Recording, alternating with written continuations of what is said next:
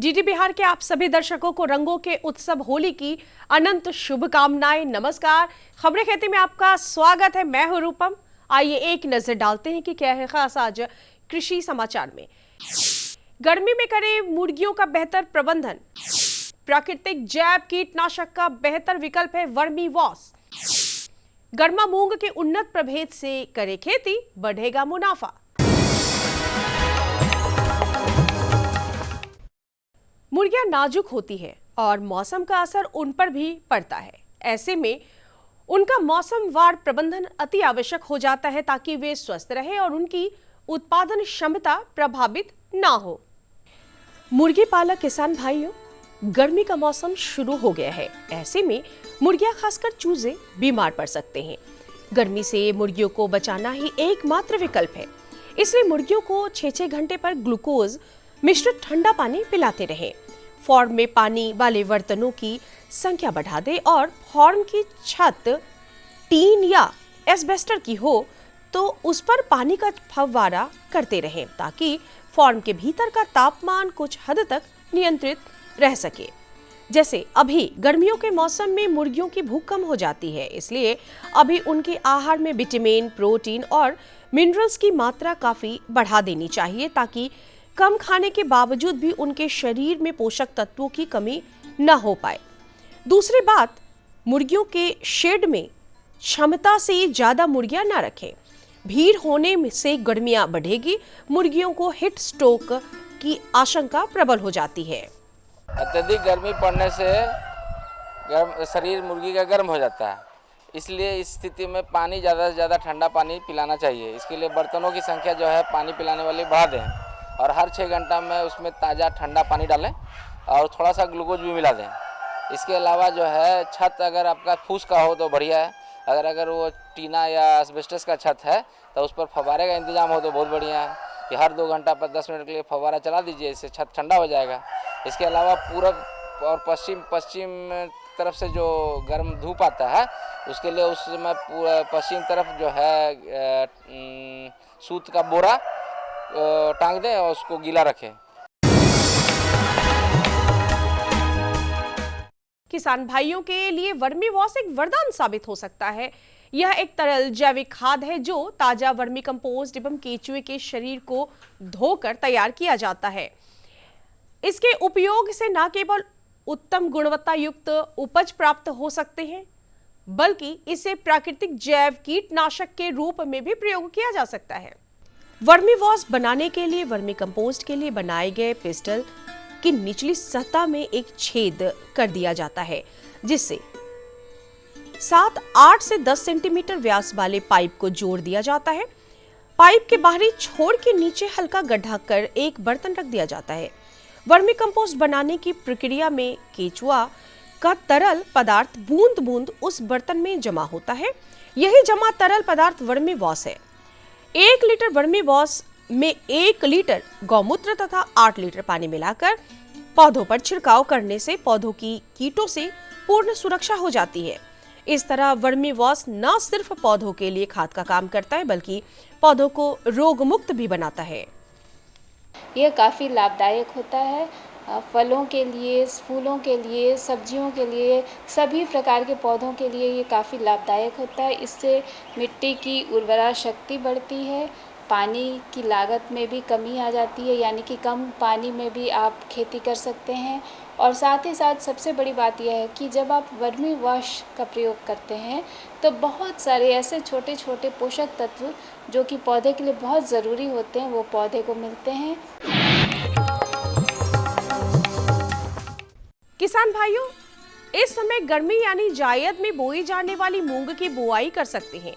मूंग जैसे दलहनी फसलों की बुवाई से यह फायदा होता है कि यह खेत में नाइट्रोजन की मात्रा काफी बढ़ा देती है, जिससे दूसरी फसलों से भी बढ़िया उत्पादन मिलता है। पूसा, विशाल, सम्राट, HM12, सोनो आदि किस्मों को कृषि वैज्ञानिक गर्मा मूंग की उन्नत किस्में मानते हैं।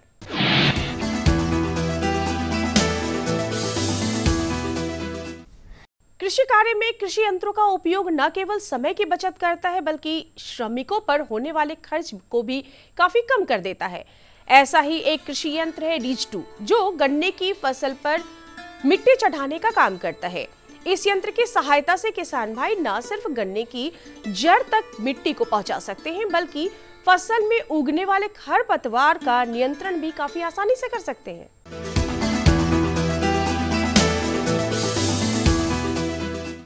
आलू के बाद लगाई जाने वाली दूसरी फसल किसानों के लिए हमेशा कम लागत में ज्यादा मुनाफा देने वाली आलू में डाली गई खाद दूसरी फसल में काम आता है, जिससे अगले फसल की पैदावार काफी अच्छी मिलती है। सफलता की आज की इस महत्वपूर्ण कड़ी में हम वैशाली जिले के राजापाकर गांव के एक ऐसे ही सफल किसान हुल सिंह से मिलेंगे, जो आलू की फसल लेने के बाद अब मक्के की खेती कर रहे हैं। हुल सिंह 1.5 एकड़ में मक्के की खेती कर रहे हैं। हुल सिंह बताते हैं कि मक्का की कई ऐसी प्रजातियां भी हैं जो महज 100 दिन में पककर तैयार हो जाता है और जिसका बाजार भाव भी काफी अच्छा मिलता है। आइए अब एक नजर डालते हैं मंडी के ताजा भाव पर। आइए अब चलते हैं पटना अनाज मंडी, जहां जानेंगे अनाजों के ताजा भाव। लोकल गेहूं 3200 रुपए प्रति क्विंटल, सुपर चावल 6000 रुपए प्रति क्विंटल, अरवा चावल 5500 रुपए प्रति क्विंटल और सुपर बासमती चावल 11000 रुपए प्रति क्विंटल। कैसा रहेगा अगले 24 घंटे में राजधानी पटना का तापमान? एक नजर मौसम के मिजाज पर। मौसम विज्ञान केंद्र पटना के मुताबिक राज्य के अधिकांश जिलों में आंशिक रूप से बादल छाए रह सकते हैं। इस दौरान 10 से 15 किलोमीटर प्रति घंटे की रफ्तार से हवाएं भी चलेगी। राजधानी पटना का अधिकतम तापमान 32 डिग्री सेल्सियस जबकि न्यूनतम तापमान 21 डिग्री सेल्सियस के आसपास बने रहने की संभावना है। किसान भाइयों को सलाह दी जाती है कि भिंडी की अगेती बुआई हेतु परवनी क्रांति, अर्का अनामिका आदि किस्मों की बुवाई कर ले। बुवाई से पूर्व खेतों में पर्याप्त नमी का विशेष ध्यान रखें। बीज की मात्रा मात्र 10 से 15 किलोग्राम प्रति एकड़ से ज्यादा नहीं होनी चाहिए। होली के हर रंगों के साथ आपके जीवन में भी हर रंग इसी तरह बना रहे, खुशियों का रंग। होली की बहुत बहुत शुभकामनाओं के साथ मैं पूनम आप तमाम किसान भाइयों का स्वागत करती हूं आपके अपने कार्यक्रम कृषि दर्शन में। किसान भाइयों, खबरों का सिलसिला यूं ही जारी रहेगा, लेकिन अभी वक्त है एक छोटे से विराम का, तो आप देखते रहे कार्यक्रम कृषि दर्शन। हरित क्रांति के बाद रासायनिक खादों के अधिक उपयोग से मिट्टी की कम होती उर्वरा शक्ति को देखते हुए सरकार समय रहते सजग हो गई है। उसने अब वर्मी कंपोस्ट के रूप में रासायनिक खादों का विकल्प तैयार कर लिया है। नतीजतन आज फिर पारंपरिक कंपोस्ट खाद की ओर हमारा रुझान बढ़ा है। हम ये अच्छी तरह जानते हैं कि भूमि में पाए जाने वाले केचुए मनुष्य के लिए बहु उपयोगी होते हैं। केचुए खेत में पड़े हुए पेड़ पौधों के अवशेषों एवं कार्बनिक पदार्थों को खाकर छोटी से छोटी गोलियों के रूप में परिवर्तित कर देते हैं, जो खाद का काम करती है। प्रकृति के आधार पर केचुए 2 प्रकार के होते हैं। पहला कार्बनिक पदार्थ खाने वाला केचुआ, दूसरा मिट्टी खाने वाला केचुआ। कार्बनिक खाने वाला केचुआ केवल सड़े गले पदार्थों को खाना पसंद करते हैं। इन्हें खाद बनाने वाला केचुआ भी कहा जाता है। इसी वर्ग के केचुए वर्मी कंपोस्ट बनाने के काम में लाए जाते हैं। फोरिडा प्रजाति का केचुआ खाद बनाने में वृहद रूप से प्रयोग हो रहा है। इन्हें इनके रूप रंग के आधार पर लाल केचुआ, गुलाबी बैगनी केचुआ के नाम से भी जाना जाता है। अच्छी गुणवत्ता की केचुआ खाद बनाने के लिए सीमेंट तथा ईंटों से बनी पक्की क्यारियां यानी वर्मी बेड बनाई जाती है। क्यारियों को भरने के लिए गोबर, पेड़ पौधों की पत्तियां, घास, सब्जी व फल के छिलके आदि कार्बनिक पदार्थों का चुनाव करते हैं। आवश्यक जानकारियां: केचुआ उत्पादन हेतु बेड में नमी 30 से 35% तथा केचुआ खाद के अधिक उत्पादन हेतु 20 से 30% के बीच रखनी चाहिए। केचुआ खाद बनाने में कच्चे माल के रूप में गाय का गोबर, भैंस का गोबर, बकरी की मेंगनी एवं घोड़े की लीद के अलावा कृषि अवशिष्ट को भी कच्चे माल में इस्तेमाल कर सकते हैं। अवशिष्ट पदार्थों के वर्मी कंपोस्ट में परिवर्तित हो जाने पर खाद दुर्गंध रहित हो जाती है तथा दानेदार व गहरे रंग की दिखाई देने लगती है। छूने पर खाद चाय के दानों के समान लगती है। केचुआ खाद से लाभ। केचुआ खाद पौधों के लिए आवश्यक लगभग सभी पोषक तत्व पर्याप्त एवं संतुलित मात्रा में मौजूद है, जो पौधों को सुगमता से प्राप्त हो जाते हैं। मूल्य कम होने के कारण खेती में वर्मी कंपोस्ट का उपयोग करने से फसलों की उत्पादन लागत में कमी आ जाती है। वर्मी कंपोस्ट में मनुष्य तथा पौधों को नुकसान पहुंचाने वाले किसी तरह का जीवाणु उपस्थित नहीं होते। मिट्टी की उत्पादकता बनी रहती है। पानी प्रदूषित नहीं होता। वन जीव जंतु को सुरक्षा, पशुओं को अच्छा आहार मिलता है। इस प्रकार प्राकृतिक खाद की गुणवत्ता से जो किसान आज परिचित हो चुके हैं, वे आर्थिक रूप से भी संपन्न होते जा रहे हैं। आने वाले दिनों में जैविक खाद की महत्ता और बढ़ेगी, क्योंकि सरकार भी इसके प्रचार प्रसार पर काफी बल दे रही है। ये बात सभी जानते हैं कि अगर खाने के साथ अचार हो तो खाने का जायका दोगुनी हो जाती है। अचार एक ऐसा व्यंजन है जो किसी मौसम में खाया जा सकता है। अगर कहा जाए कि अचार भारत में पारंपरिक खाद्य पदार्थ है, तो इसमें किसी प्रकार का भ्रम नहीं होना चाहिए। हमारे देश के अलग अलग प्रांत में अलग अलग प्रकार के अचार खाने को मिल जाते हैं। चूंकि अचार बनाने की प्रक्रिया इतनी सरल है कि इसे कोई भी व्यक्ति इस व्यवसाय को अपने घर के एक छोटे से जगह से भी शुरू कर सकता है। इसके अतिरिक्त महिलाओं के लिए अचार बनाने का उद्योग लगाना एक बहुत ही आकर्षक व्यावसायिक अवसर है। एक छोटी सी पूंजी निवेश के साथ आप अचार बनाने का व्यवसाय शुरू कर सकते हैं। हालांकि आपको फल एवं सब्जियों की उपलब्धता का स्थानीय स्तर पर ध्यान देना होगा। इसके अलावा अपने इलाके में विभिन्न प्रकार के अचार की लोकप्रियता के बारे में भी बाजार अनुसंधान करना जरूरी है। उसके बाद अगर आप उत्पादों का चयन करते हैं तो वो ज्यादा लाभकारी होगा। क्यों अचार व्यवसाय फायदेमंद है? सबसे पहले ये व्यवसाय एक छोटी पूंजी से शुरू किया जा सकता है। इस कारण आपका कम से कम जोखिम रहता है। चूंकि अचार लगभग हर घर में बहुत ही लोकप्रिय है, इस कारण इसकी मांग काफी है। घरेलू बाजार के अलावा भारतीय अचारों का निर्यात की काफी अच्छी संभावनाएं मौजूद हैं। हमारे देश में लगभग 1000 विभिन्न प्रकार के अचार व्यंजन हैं, जिसकी मांग हर क्षेत्र में है। केवल स्थानीय लोगों के स्वाद जानने की जरूरत है। इसके अलावा ये आसानी से धीरे धीरे बढ़ने वाला व्यवसाय है। जैसे जैसे आपका व्यवसाय बढ़ता है, आप आसानी से राष्ट्रव्यापी विस्तार के लिए जा सकते हैं। आज अचार व्यवसाय एक फायदेमंद उद्योग के रूप में हमारे सामने है, जिसे कम पूंजी निवेश कर शुरू किया जा सकता है। ब्रेक के बाद आपका फिर से एक बार स्वागत है कार्यक्रम कृषि दर्शन में। मधुमक्खी पालन की उन्नत तकनीक और शहद उत्पादन के आधुनिक तरीकों को अपना लिया जाए तो आमदनी को बढ़ाया जा सकता है। तो कैसे शहद उत्पादन के आधुनिक तरीकों को अपनाया जाए और साथ ही मधुमक्खी पालन की उन्नत तकनीक क्या है, जानेंगे हमारे विशेषज्ञ डॉक्टर प्रमोद कुमार जी से। किसान भाइयों नमस्कार। कार्यक्रम कृषि दर्शन में आपका बहुत बहुत स्वागत है। किसान भाइयों, आज हम लोग बात करेंगे आधुनिक विधि से मधुमक्खी पालन कैसे करें और कैसे नई तकनीक अपनाकर ज़्यादा से ज़्यादा शहद का उत्पादन करें ताकि आपकी आय बेहतर हो सके। और इस विषय पर जानकारी देने के लिए आज हमारे साथ हैं संयुक्त निदेशक पौधा संरक्षण डॉक्टर प्रमोद कुमार जी। डॉक्टर साहब, आपका हमारे कार्यक्रम में बहुत बहुत स्वागत है।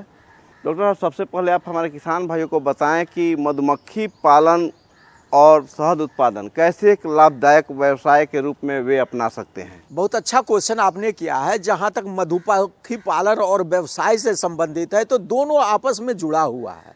पहले तो ये मैं बता देता हूँ किसान भाई कि मधुमक्खी का जो पालन होता है वह कैसे किया जाता है।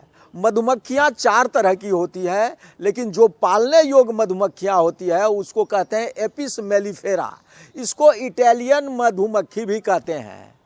और इटालियन मधुमक्खी की एक खासियत ये है कि ये बहुत ही शांत स्वभाव की होती है, ये गुस्सैल नहीं होती है, ये काटती नहीं है और प्रति छत्ता एक हनी फ्लो सीजन में 15 से 20 दिन में वो करीब करीब 8 से 10 किलोग्राम शहद दे देता है।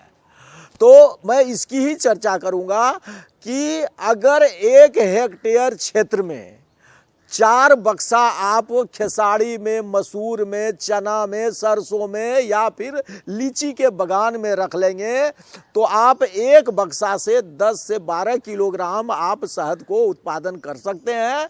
और 1 किलोग्राम शहद को अगर प्रोसेस करके बेचा जाए तो आप देख रहे हैं कि विभिन्न कंपनियां जो है 250 से 300 रुपया प्रति किलोग्राम देता है। तो मधुमक्खी पालक मैं सजेस्ट करूंगा कि आप इस जैसे तिलहन दलहन हो, आप लीची के बगीचा हो, वन तुलसी हो, जहां आपका करंज हो, वहां रखें। सबसे पहले इसका क्या फायदा है कि मधुमक्खियां जो है जब आपके खेत में जाती है तो वो पर परागन की क्रिया करती है। किसकी क्रिया करती है? पर परागन की क्रिया करती है और पर परागन से आपके उपज में करीब करीब 4 से 5 गुना वृद्धि होती है।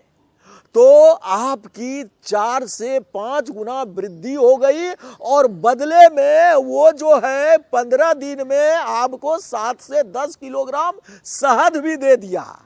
तो ये ठीक वही बात है कि आम का आम और गुठली का दाम। आप अमेरिका जैसे डेवलप कंट्री में किसान भाई मधुमक्खी पालक को 1 बक्सा रखने के लिए $1.5 से $2 उसको देता है। और आप अल्बर्ट आइंस्टीन को भी जानते हैं, उनका कहना है कि अगर बी का संख्या अगर पृथ्वी से हट जाए तो मनुष्य का जीवन मात्र 4 साल रहता है। 4 साल रहेगा। क्यों? कि मधुमक्खी नहीं रहेगी, मक्खी नहीं रहेगी तो परागन की क्रिया नहीं होगी। जब परागन की क्रिया नहीं होगा तो फ्रूट सेटिंग नहीं होगा। जब फ्रूट सेटिंग नहीं होगा तो आदमी क्या खाएगा, जानवर क्या खाएगा? तो इस तरह से वो 4 साल में जीवन समाप्त हो जाएगा। तो हम लोगों को अच्छे स्वास्थ्य के लिए, अच्छे भोजन के लिए, अच्छा उत्पादन के लिए मधुमक्खी का पालन अवश्य करना चाहिए। तो मधुमक्खी के परिवार की मैं बात करता हूँ। ये जो परिवार होता है मधुमक्खी का परिवार, उसमें सबसे जो अच्छा होता है, सबसे जो बढ़िया होता है उसको रानी कहते हैं। वो पूरे छत्ता में एक ही होता है। उसके बाद कुछ वर्कर्स होते हैं। क्या होते हैं? कुछ वर्कर्स होते हैं जो पूरे छत्ते की साफ सफाई, मधुमक्खी ले आना, नेक्टर, पॉलन, गार्ड का काम, ये सब का काम करता है वर्कर करते हैं। और एक होते हैं तीसरे जो होते हैं उसको कहते हैं ड्रोन कहते हैं। बेसिकली ड्रोन नर होते हैं। क्या होते हैं? नर होते हैं। इसका केवल एक ही काम है कि ये जब रानी को बच्चा देने की इच्छा होती है तो रानी हवा में उड़ती है, बहुत हजारों किलोमीटर तक हवा में उड़ती है और उसी के साथ ड्रोन जो है नर पीछा करता है। और जो ड्रोन उससे सबसे पहले जो है क्रिया करती है, उसको कॉपुलेशन की क्रिया करती है, तो फिर वो ड्रोन जो है बाहर निकल जाता है, भाग जाता है और रानी पुनः छत्ते में आती है और हर एक छत्ते में जो है वो अंडा देती है। यहाँ पर छत्ते की मैं बात करूँ तो मधुमक्खी का छत्ता जो है 2 प्रकार का होता है। जो सबसे नीचे होता है उसको ब्रूड चैम्बर कहते हैं, उसमें अंडे बच्चे रहते हैं और शहद भी होते हैं। और उसके ऊपर का जो छत्ता होता है उसको सुपर कहते हैं। डॉक्टर साहब, आपने बहुत अच्छी जानकारी दी कि कैसे यह बहुत फ़ायदेमंद हो सकता है। एक तो खेती में भी वृद्धि होगी, दूसरे और शहद उत्पादन से अतिरिक्त आय भी हमारे किसान भाई प्राप्त कर सकते हैं। तो जो किसान मधुमक्खी पालन करना चाहते हैं वो क्या कहीं प्रशिक्षण लेंगे, या अगर प्रशिक्षण की सुविधा है तो कहाँ प्रशिक्षण ले सकते हैं? किसान को अगर मधुमक्खी का पालन करना है तो उसके विषय में जानकारी चाहिए, उसके लिए प्रशिक्षण आवश्यक है।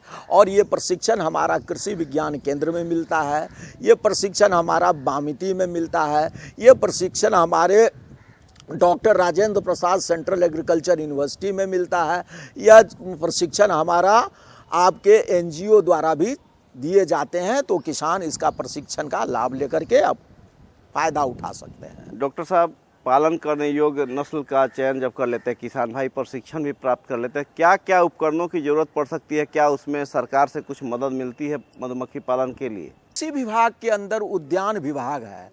उद्यान विभाग के द्वारा सब्सिडाइज रेट पर मधुमक्खी पालन के लिए किसानों को बक्सा दिया जाता है।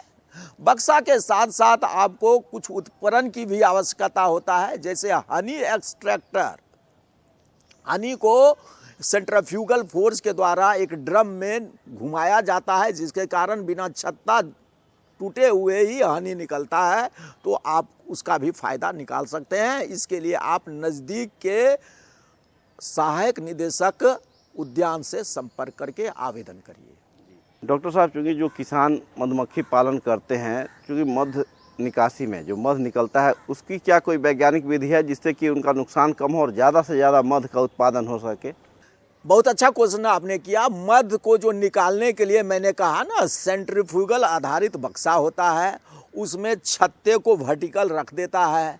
छत्ते से जो है शहद धीरे धीरे निकलता है, और अगर ऐसे करेंगे, मध को निचोड़ कर निकालेंगे, तो उसमें पिल्लू अंडे सब मर जाते हैं। तो सेंट्रीफ्यूगल पंप द्वारा जो मधुमक्खी का छत्ता से शहद निकलता है, उसका आप उपयोग कर सकते हैं। डॉक्टर साहब, चूँकि आपने बहुत अच्छी जानकारी दी मधुमक्खी पालन और शहद उत्पादन के बारे में, तो और क्या विशेष सलाह देना चाहेंगे हमारे किसान भाइयों को जिससे कि उनकी आय में बढ़ोतरी हो सके? मधुमक्खी की मौत खास करके कीटनाशी से ज़्यादा होता है, तो मैं किसान भाई को सलाह देना चाहूँगा कि जिस समय आप कीटनाशी का छिड़काव करें, तो समय का जो है उपयोग करें। वो कीटनाशी का छिड़काव तभी करें जबकि मधुमक्खी अपने छत्ते के अंदर रहती है। अमूमन जाड़े के समय में 10 से 9 बजे के बीच में वो छत्ते के भीतर रहती है, उस समय कर लीजिए, या फिर शाम को वो 4 से 5 बजे छत्ते के भीतर चली जाती है चर के, तो शाम को 4 से 5 बजे के बाद आप छिड़काव करें, जिससे मधुमक्खियाँ नहीं मरेगी। तो किसान भाइयों, आपने देखा डॉक्टर प्रमोद ने आधुनिक विधि से मधुमक्खी पालन और शहद उत्पादन के बारे में कितना विस्तार से जानकारी दी। उम्मीद है आप इनके सुझावों से लाभ उठाएंगे। डॉक्टर साहब, आपने हमारे किसान भाइयों को इतनी अच्छी जानकारी दी, इसके लिए आपका बहुत बहुत धन्यवाद। और किसान भाइयों, अगले अंक में फिर आएंगे ढेर सारी नई जानकारी लेकर। तब तक दीजिए इजाज़त, नमस्कार। अब वक्त है आपसे विदा लेने का। अगले अंक में हम फिर मिलेंगे ऐसे ही कुछ खास जानकारियों के साथ। इसी के साथ ही आपको होली की बहुत बहुत शुभकामनाएं। हैप्पी होली। हमारा पता है कृषि दर्शन, कमरा नंबर 203, द्वारा केंद्र निदेशक, दूरदर्शन केंद्र पटना, फ्रेजर रोड, पटना। हमारा ईमेल एड्रेस है director@ddkpatna@gmail.com और kddkpatna@gmail.com।